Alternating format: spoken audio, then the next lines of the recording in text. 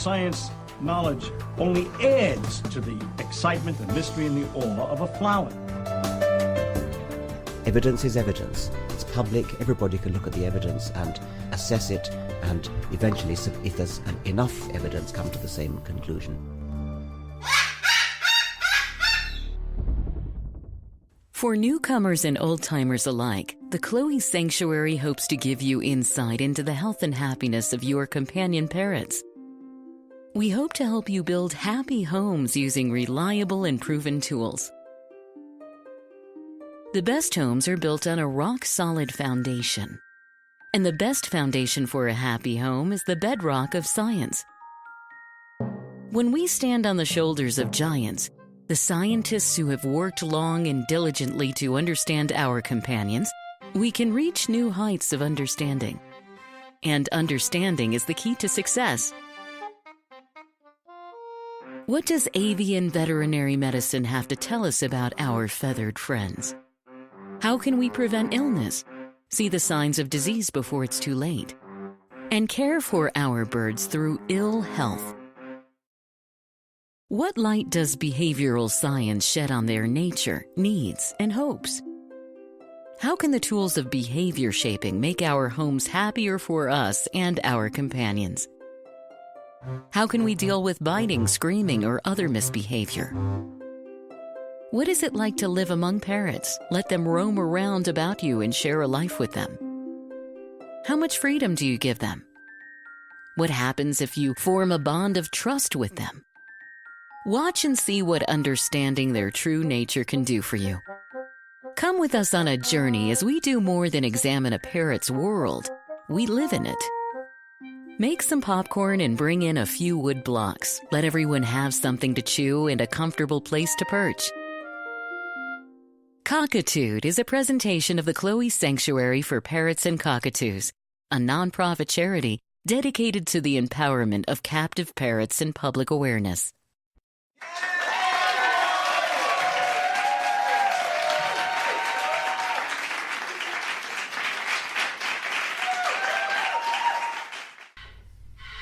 Hi, and welcome to Cockatoo 45. Not again. Yeah, not again. When behavior boomerangs and comes back. Hello.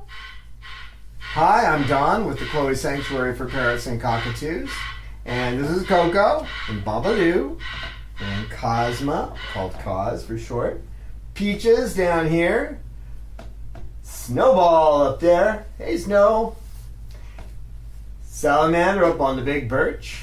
That's his hangout, boy. He likes that, and the little rail in front of the TV where he watches his movies. And Sugarbird up on the perch. And her special perch. We're going to talk about the whole process of training and what ABA or applied behavior analysis is. But the first thing we're going to talk about is one of the things that you will find when you're working with birds is resurgence. It's called resurgence, and basically it's like boomerang when something comes back that was previously extinguished. And the reason we're talking about that today is because when Roman first came to us, he was afraid of his own shadow. He had been moved from one cage to another in a different place, and it set him off. And he just would get up in the corner of the cage and shake. And I let him take his time coming out of this. He was in one cage that they loaned us, and then we got him a big cage. It's a 4 by 3 by 6.5 foot cage, and he loves it. Got him into that cage, and it took some time, and it took a little bit of haloperidol, to calm him down because he was worrying his feathers. And in time, he straightened out and he lost the fear. He was always a little bit nervous of a bird, but his balance is really bad because he's missing some feathers. And obviously, I couldn't bring him in today because he's having issues. So No, you guys are gonna preen, huh? I don't know if that's a good idea, cause Bob's not that fond of you, but maybe it'll work out. Leave Peaches alone. Cosmo, be nice to Peaches. Be nice to her now. So, about a week ago, he started exhibiting some of this same behavior. He started getting more nervous, flying off of perches when something loud banged or if something changed in the environment. And now he won't let me handle him. Now, of course, I could force the issue, but that's not a good idea. What I'm doing is repeating the same process I did before. I'm leaving him alone most of the time. I talk to him gently and quietly, and I offer him his treats. He likes a little bit of peanut butter on the end of a craft stick, and I'm trying to get him to do his behavior, which is basically I say, "Who do you love?" and he is supposed to respond with "I love you." So he's doing that about 1 in 10 right now. You stay away from her. You stay away from her, okay? You can come down, but you have to get on this side. Come here. Come on, you can come down. But you have to get on this side. You can't be with her, okay? They don't get along that well together. Coco usually gets along with Cosmo, but not this big guy. You don't need to be over there to cause trouble. No, you don't. No, you don't. Big boy. You're such a good bird. So, this is called resurgence. It happens in behavior all the time. If you train a behavior out, in this case, I extinguished the behavior of fear, where he would sit in the top of the cage and just slightly flap his wings a little bit and just shake. I got him over that. And you have to know that it is normal for a bird to slide back. You may see that you have helped a bird that was nervous or had behavioral problems, and they went away. They may come back, and you may try to blame yourself for it. You may do something like move too quickly, and the bird will spook, as Roman was doing when he started to exhibit this behavior again. I don't think you want to go over there. You, what are you doing? Be nice to her. Cause, are you okay? Why don't you sit up here? That's better. Why don't you sit there? So, don't take it to heart. Don't freak out. And of course, I do anyway, but I'm telling you that there's no reason to take this to heart. You may, who knows, you may drop something on your foot and make a loud yelp, and that may set a bird off that used to be afraid. Or you may approach a bird too. Hi, sweetie. That's a nice song. That's a good song. Oh, what a beautiful singer you are, Peaches. What a beautiful singer you are. Oh, that's a good song. That's a good song. Oh, one more chorus? Well, we're not too fond of that particular chorus. We like the other part. We like the other part. Yeah, we do. No, we're not going to go over there and mess with those ladies. You can be over here. There you go. So what you do is you just repeat whatever process it was you did before. If you had a bird that was lunging at you and you taught it not to do that, and then it starts lunging again, then you simply repeat the process. Now, you may have to vary it. There may be other things that you could do to improve the situation. You have to look at all the factors. Did something change in the environment? Did something change in your appearance? Did something change? Now, when I say change in your environment, I've told the story before, so I'm not going to go into huge detail, but it was this can of Rumford baking powder that just completely set Chloe off. So you may not see a change in your environment, but you may have done something. It could be something as simple as hanging up a different picture, or maybe you threw a gym towel somewhere and you haven't picked it up. It could be something that simple that's setting them off. Some birds are afraid of towels. Since many birds have been toweled in order to get them and put them in a cage or transport them to the vet, something like that, and they haven't been towel trained, seeing a towel could set them off.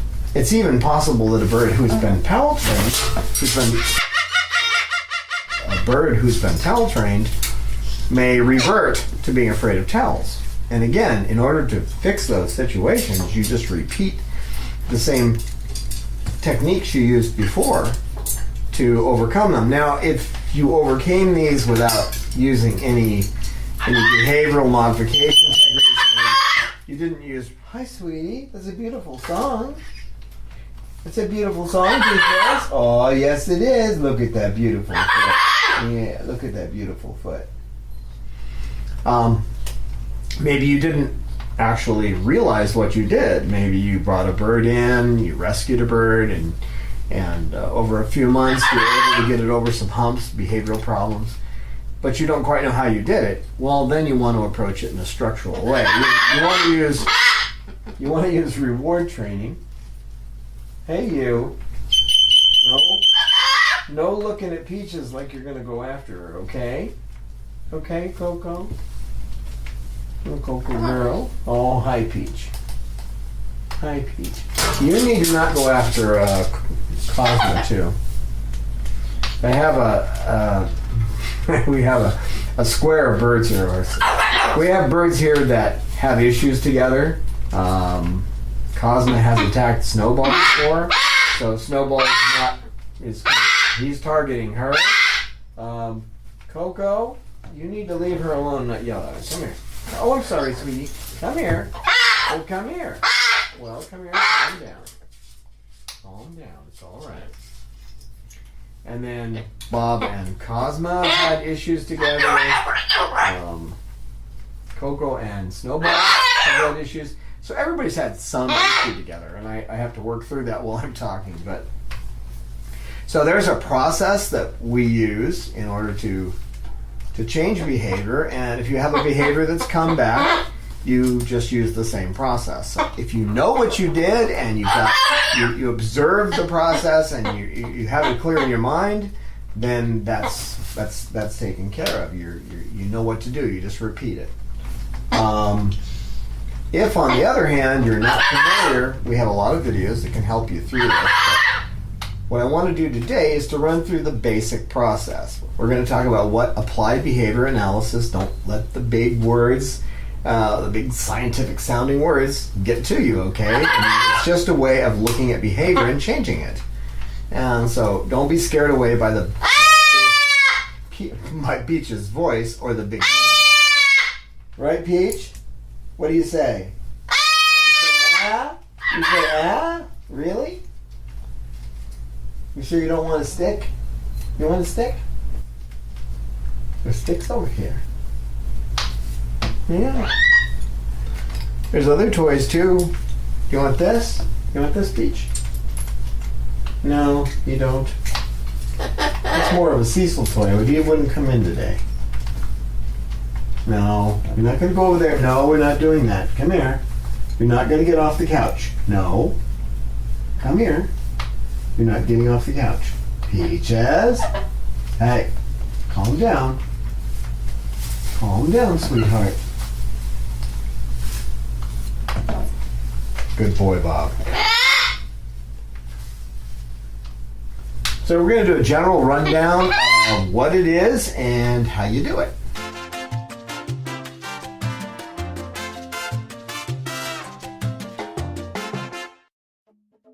We hope you will consider supporting us on Patreon today. This is how it works.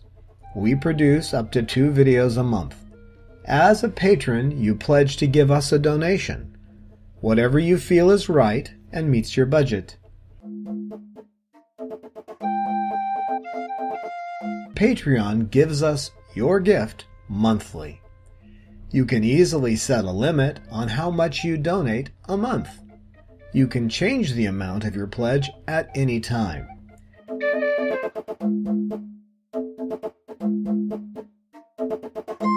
Your gift will allow us to continue bringing you entertaining and informative videos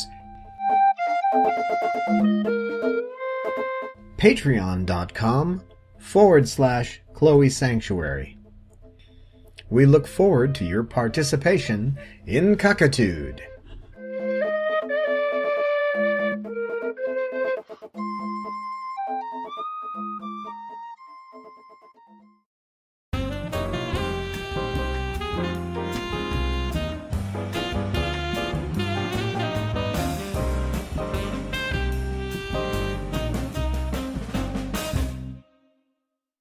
So first thing, we're talking about changing behavior. So what is behavior? It's anything an animal does under particular circumstances that can be observed. Okay. So I don't know if you heard it over him. So let's say that again. It's anything an animal does. Hi, Snowball. Under certain circumstances that can be observed or measured. Okay. So, for example, Snowball's he's been walking back and forth on the perch and vocalizing. Okay, so that's a behavior. Peaches is going to where she's not supposed to go, and she knows it. Come over here, Peach. Come on. Step up. Step up. Come on. I'm going to sit over here now since you're trying to get off the couch. You're going to leave her alone. Thank you. And I'm going to put my legs up because that kind of helps get some birds into positions where they don't attack each other. Well, they don't really attack, but they defend territory. Okay, so behavior is something that we observe, right? Now we're looking for what is called overt behavior. That's something that can be seen or measured. So there's behavior we can't see, which is what's going on inside their heads. We don't count that. When I look at the overt behavior, a bird preening up here. Peaches, what are you doing? She says, I'm moving around. I'm playing with my foot. Now playing with, that's putting a label on it. She's got her foot up to her beak, and she is beaking her foot. Okay? We try to see the actual behavior and not apply any labels to it. We don't say, oh, the bird's being happy. No, we don't know what's going on inside their mind. Actors look happy on the stage or in a movie. You swear those people are happy, but are they really happy? Probably not. In a movie, they're looking like that because that's their job. And we don't know what they're thinking, so we're looking for observable behavior. The first thing you got to learn to do is to watch them and to see what they're doing.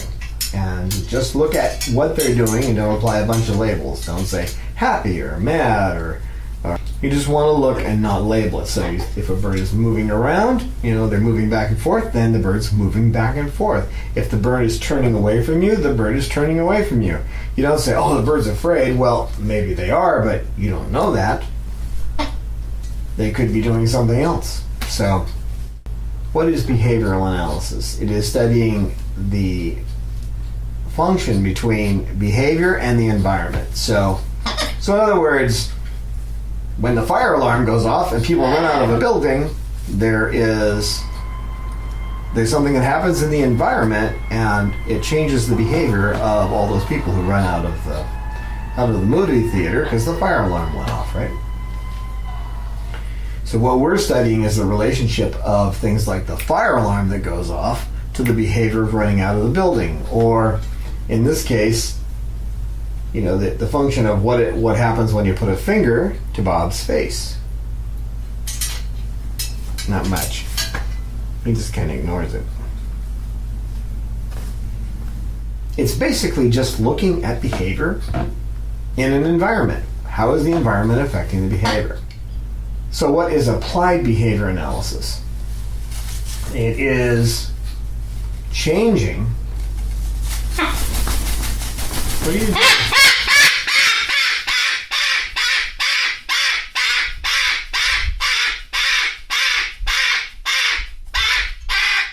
What an eccentric performance. What an eccentric performance, Coco. Nice display though, girl. So what is applied behavior analysis? Hey, come here. You're starting that up. What are you doing? Okay. You're starting it up again. It is solving behavioral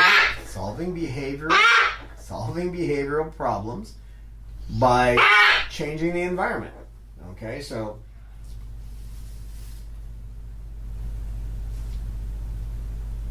in her case, it's her vocalizing is not really a problem except when you have cameras up and you're trying to make a video. So one way I solve that is simply to cover her eyes, kind of like you would a racehorse. You cover her eyes, she doesn't see the camera, and she stops screaming. Yoo-hoo, no, no, come here, you're not getting on the floor. You're not. What are you doing? What do you think you're doing? Really, what do you think you're doing? Peaches, calm down. Calm down, Peach, okay? Calm down. What are you doing? Huffing over there. No, you're not getting on the floor. You're not. All right, Peach, you're going on a perch. If I can do this without starting a major fight. You're over here.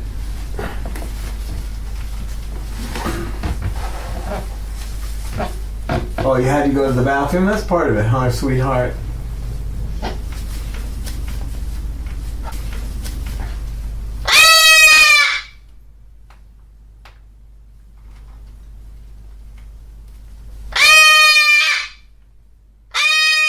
In this case, I solved one problem but created another. She's vocalizing. If she gets on the floor, she'll start knocking the camera and just generally tearing things up. Won't you, Peach? Won't you, Peaches?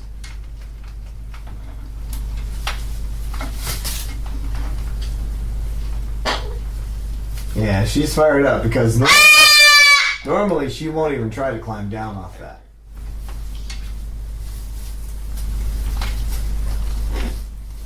Yeah, by putting her in a different spot for a while, she may calm down, she may not. But it's, again, I'm just changing the environment to alter the behavior.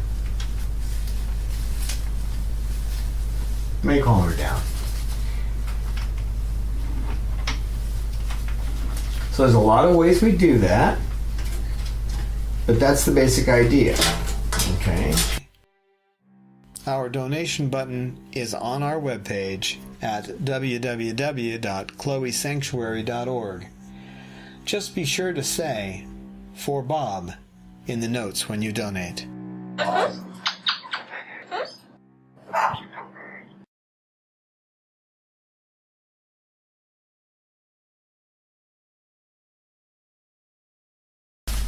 Now, another thing about applied behavior analysis, or ABA, is that we use operant conditioning. You know, it goes back to Skinner and behaviorists like that. But the operator is somebody inside a car who's driving the car. That's the operator. We help them make better choices. Okay, the actual bird makes the choices themselves. We just offer changes in the environment so that they make those choices. And you'll find that when you help a bird to change its behavior and make a right choice, they get better at making choices, which is what you want, right? You want to empower them to make a choice. Operant conditioning means that you are training them to make choices, make positive choices in their own life, as opposed to, you know, in the old days when you used to say, well, the dog, I give the dog the command, sit. I give the dog the command, shake. It's not a command. You present a cue, like the word sit, or roll over, or shake. Those are all cues. Those are not commands. Those are something in the environment that encourage the bird to do a behavior. So you are providing a cue that gets them to do something. Now, there are some things that have to be there in order for this to work. Any animal, but we're talking about birds, so I'm just going to stick to birds. Remember that this applies to all animals. One thing is they have to be motivated. to be motivated means that they have to be engaged in the behavior that to get a certain consequence, okay? So let's say that if you have them on a perch and you're teaching them to step up, but they have no interest in the treat you're offering them, well, they're not going to do it because they're not motivated. They have no interest, okay? If you find a different treat that motivates them, or maybe they're just full so they're not motivated, or maybe there's distractions in the room that reduce their motivation. So you try to provide an environment where they can be motivated and whatever is necessary. In this case, usually it's food, but it could be something else. Some birds just like to be petted. Right, Bob? I know what you're doing and I don't want you to go over there. Thank you. And bear with me today. I have a kind of a rough voice. We had fire. That we are close to a military base. They always like to do their maneuvers when it's hot and the wind is up so that there can be fires when they use real ammunition. Who knows why that's what they do, but it seems that's when they plan it, for whenever it's hot. And although there hasn't been much smoke in the building, there's been smoke outside, so my throat's not the best. I apologize for not having the best voice today. Right, Bob? What do you have to say? So motivation, that's important. If they're not motivated, then you have to find a way to get them motivated. And that may mean that you have to change the environment or the timing. Maybe you don't want to try to train them right after they eat when they're not hungry. You may want to try it when they're not so tired, possibly. If you try training them at the end of the day, maybe they're just a little tired and they don't want to pay attention. Or even in midday when they tend to take their naps. This can be a problem sometimes too. So now there's a thing we call setting events.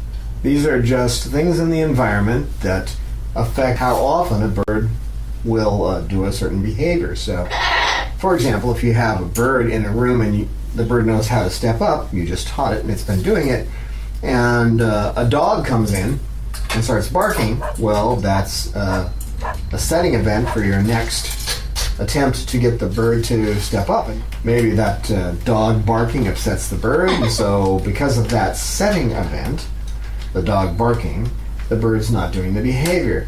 Or possibly you've taken the bird outside and it's gone out and played for a while in its harness, is active and plays and socializes outside, and you bring it in and it's not a little hungry from being outside playing, possibly, and you find that this is a good setting event to go right in and start training. Now other things can be that that can affect a bird can be the kinds of treats they get every day, the amount of time out they have playing. It can be the size of the cage they're in. A lot of these things are setting events for behavior. If you put a bird in a small, tiny cage, let's say they have Bob in a cage that's only a foot and a half by a foot and a half, and you have him in there for a while, that's a setting event that's going to make him upset, and his behaviors are not going to be normal because he's been so confined. Okay? They can be a lot of things that could be a setting event, but these things affect, and you have to be aware of them. Now there's something that used to be called an establishing operation. Now it's called a motivating operation. And a good example of a motivating operation is if you have a bird that's really nervous and running around and you want to train it, but it's always busy, a bird that's constantly moving. If you say took that bird out and on a harness flew it around, these aviator harnesses have a 6-foot leash. So you could have the bird fly around and fly around, well, that'll tire the bird out. And then when you bring it in to train, it's not going to be bouncing around so much. So a motivating operation, there's a lot of different things, but these are things that affect a bird so that it changes their behavior.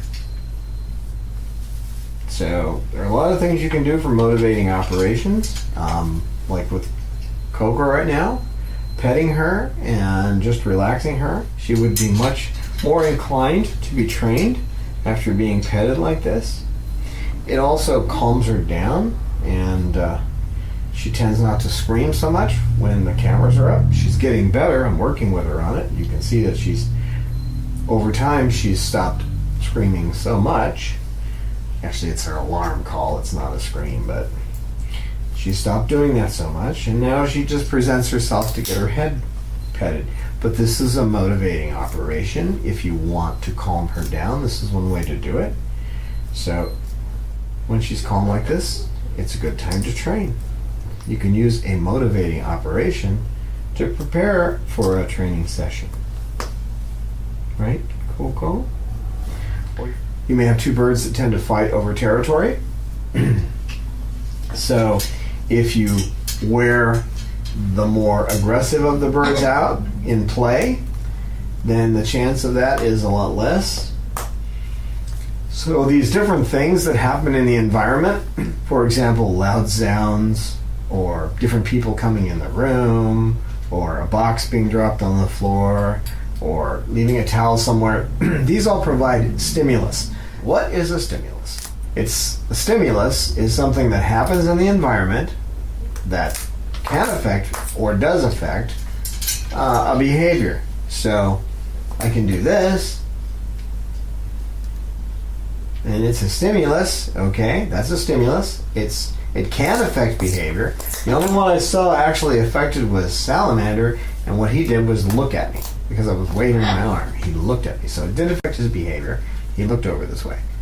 Everyone else seems to have ignored that stimulus.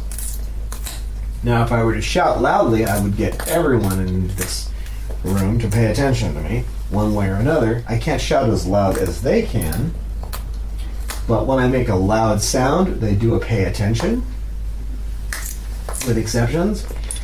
And stimuluses can be as simple as a can of Rumford baking powder being set somewhere. It could be a towel sitting somewhere. You come back from the gym and throw a towel down, and you don't think about it. And then you go, oh, I got to train Fred, so that you go over to take Fred out of the cage, and he won't come out. And this is odd. He always comes out, right? Well, he won't come out. And if you track back to see if there's any stimulus you left just sitting around, a towel in this case, and you, somewhere in the back of your mind, you may know that Fred doesn't like towels, and there's a towel sitting there. So in other cases, you just have to kind of look around and say, what's changed? And we don't see things change the way they do. Their eyes are much better than ours, and they're much more alert to their environment than we are. I think in in the movie Shadowlands, Deborah Winger says to Anthony Hopkins, what do? You just walk around, with your eyes closed? Well, in many ways we do. Our vision's not terribly good, and we tend to do things out of habit. Just one habit, action after another, and we don't notice these changes. They notice them. So, yeah, I know, Bob. I know. You're a good boy. Bob's a good boy. Bob's a good boy. Yeah.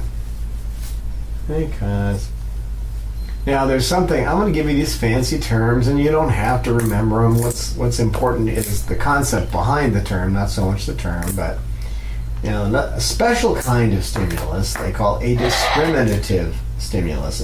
And what that is a cue, basically. When a bird sees that you go like this, and you put that, you're going like this, and you say target, they know that sound plus this hand, they can see that if they come up and take the treat out of your hand, wherever it is, because you're doing like this to get them to move around, then that behavior is going to get a certain consequence. In other words, they're going to get a treat. It's a special kind of stimulus that means that when that stimulus is there and they do a certain behavior, they're going to get a certain thing for it, a consequence for it. Most often that's a treat, but it can be other things. It can be petting. It can be being moved to a place they like. There are a lot of different kinds of consequences a bird may be looking for. For example, someone was telling me that every time their bird nips them, they put the bird back in the cage. And it seemed like it was happening more frequently. They were getting nipped more often. I said, well, did you ever consider that possibly being that when they nip you, they want to go back in their cage? So it's the easiest way to get back there? So basically, you think of a discriminative stimulus as a cue. You're cueing the bird to do something. Primary reinforcers don't have to be treats. They can be, if you're freezing, sudden warmth is a primary reinforcer. If you're hot, then cold air is also, cold is a primary reinforcer. But when we're working with these birds, in most cases, we're offering them a food reward. That reward is a primary reinforcer. It's something they naturally react to that can reinforce a behavior or strengthen a behavior you're trying to do, okay? Trying to get them to do. Right, Coco?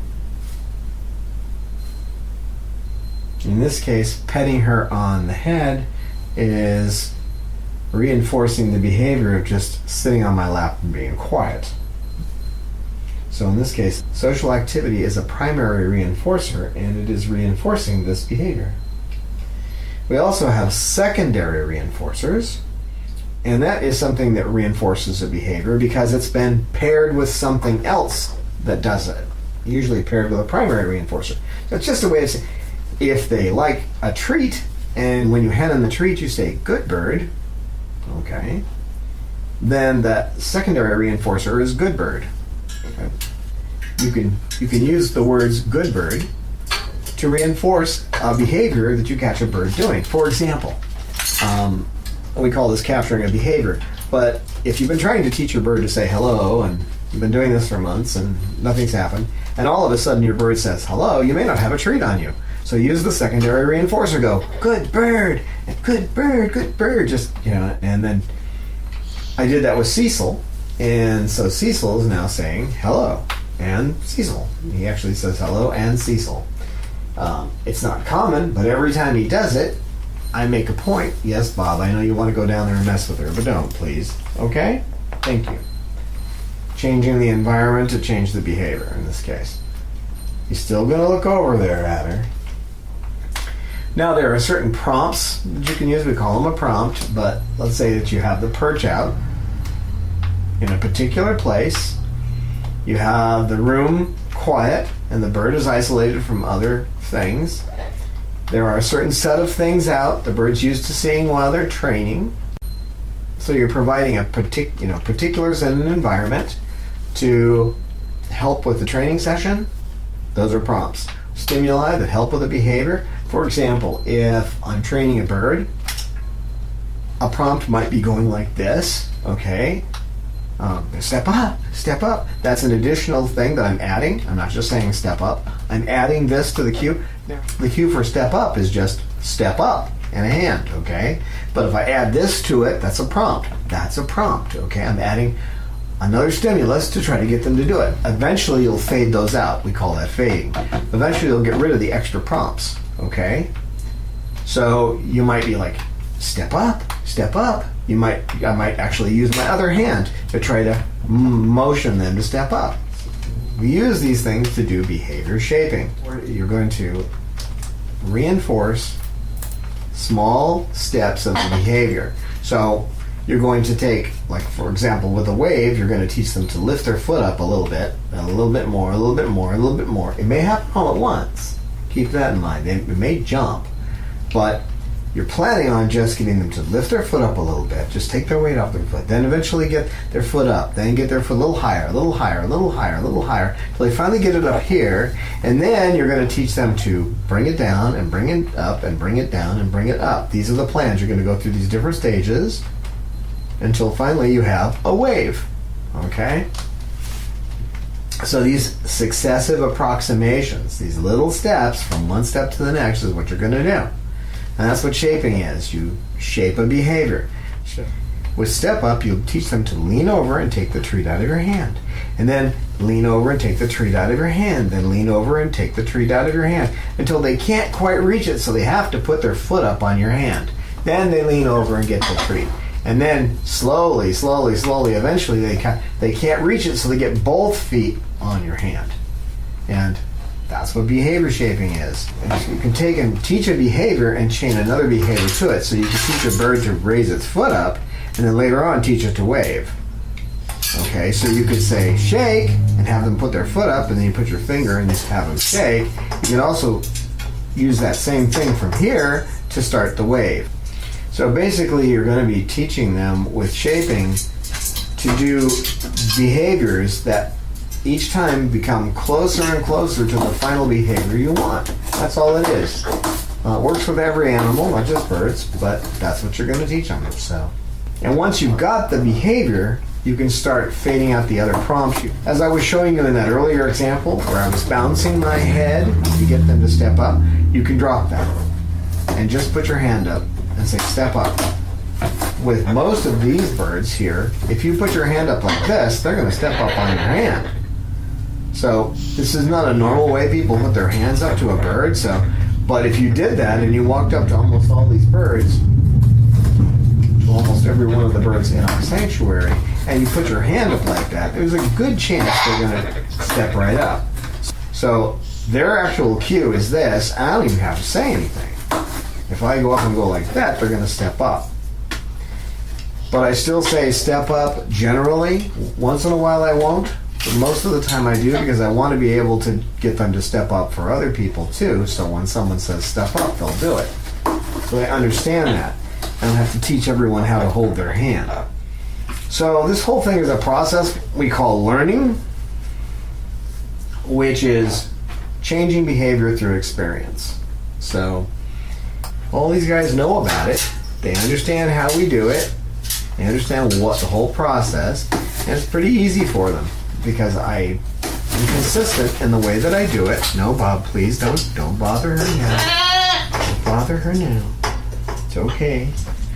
She flies, he's going to pay attention to it. So a couple of other things to know about learning is that these guys learn they have two different ways to learn.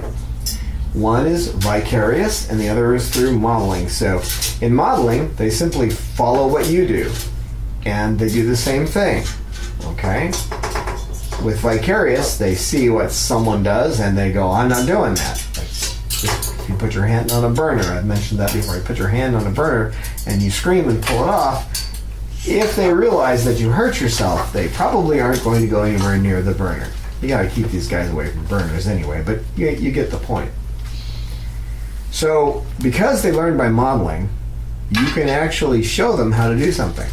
Which is to say, if you had something that was complicated, like a box that had to be opened, it had a lock that opened a certain way, and you show them that this is how you open the lock, most of these guys will see what you did and they'll be able to duplicate it. If they want to, again, motivation. So you can show them how to do something. If there's some way to get the point across by showing them, they learn that way. And they can learn by just being shown how to do something. I showed this one how to use a spoon. I held a spoon, showed it to her, and after a while she was holding spoons until the point where she's holding a big old ladle and like there's nothing to it. Because there isn't anything to it, is there, girl? No, it's easy. You guys are kind of quiet tonight. You are. You guys are kind of quiet.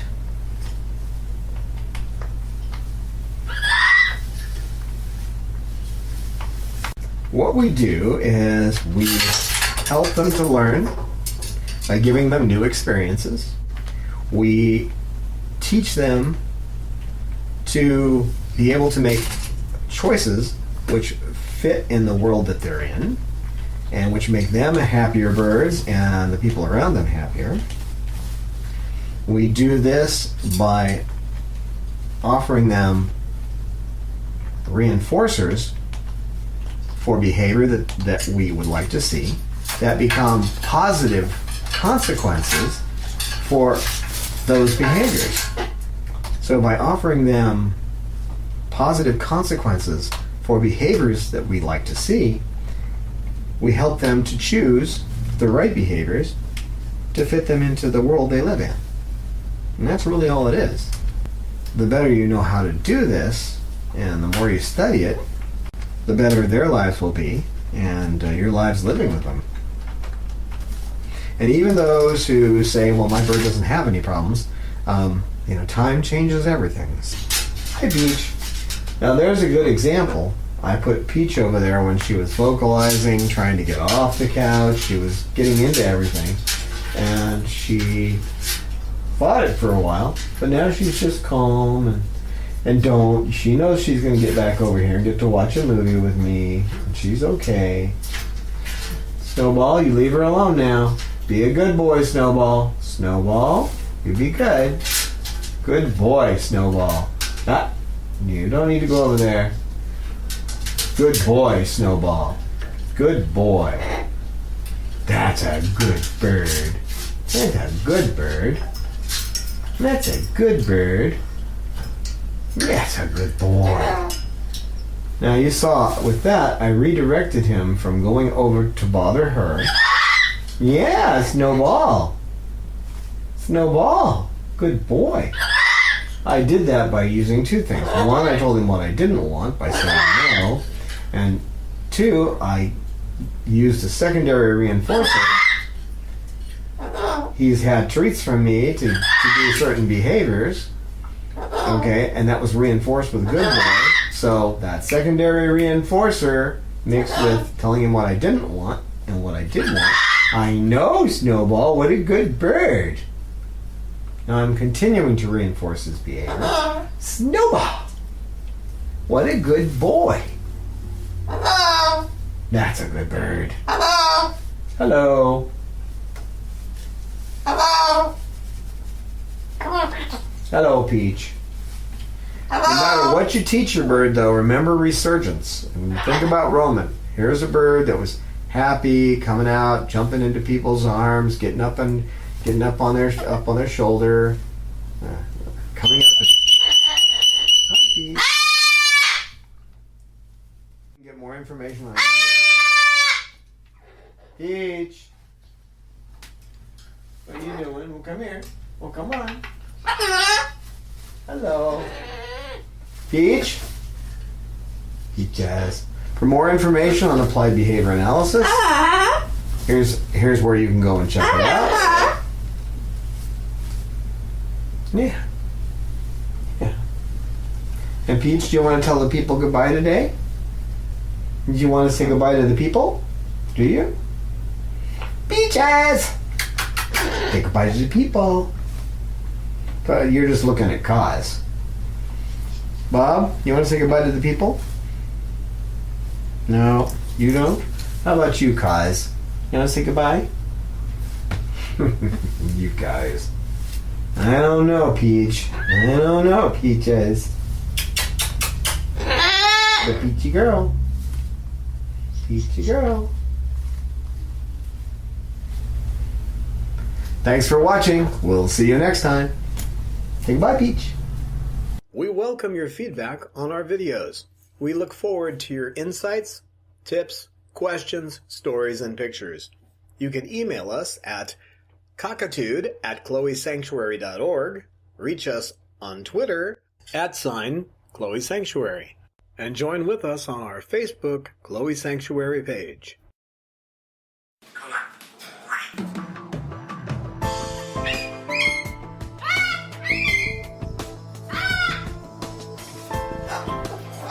Science knowledge only adds to the excitement, the mystery, and the awe of a flower.